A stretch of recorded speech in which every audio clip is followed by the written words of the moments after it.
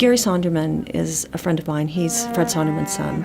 And I never knew Fred, but Gary and I have children the same age, and we spent a lot of time on sidelines of soccer fields and lacrosse fields and talked a lot. And I happened to be taking a Holocaust class at UCCS at the time and told him about this class. And he asked me, he said, "Did you know that my dad had gotten out of Nazi Germany as a teenager?" And of course, I did not know that. And so he gave me a copy of an essay that Fred Sondermann had written about his experience going back in 1969, which also talked about growing up and getting out.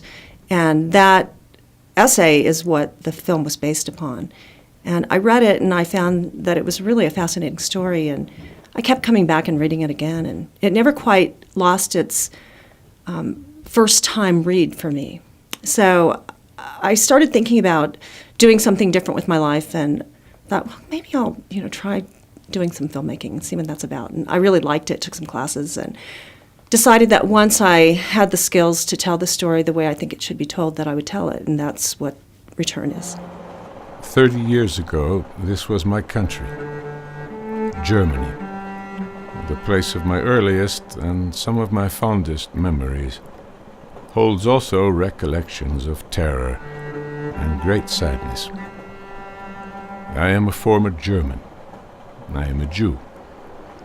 And with this comes a difficult legacy, a heavy burden. This is a personal story, and I think all Holocaust stories really have a personal component to it.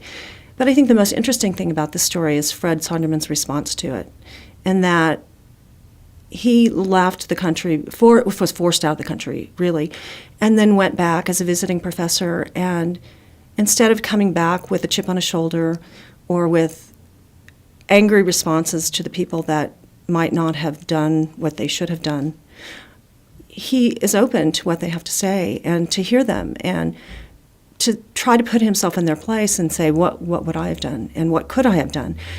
It's a very philosophical piece, especially toward the end when he talks about his thoughts, not just on his own personal experience, but the experience of the whole Holocaust and the whole war and what it meant, to the Jews, and also what it meant to the German people. But I also feel that the traumatic experience through which the Germans have come has given a better chance than ever before for creating a more decent, humane, just, and sensitive society.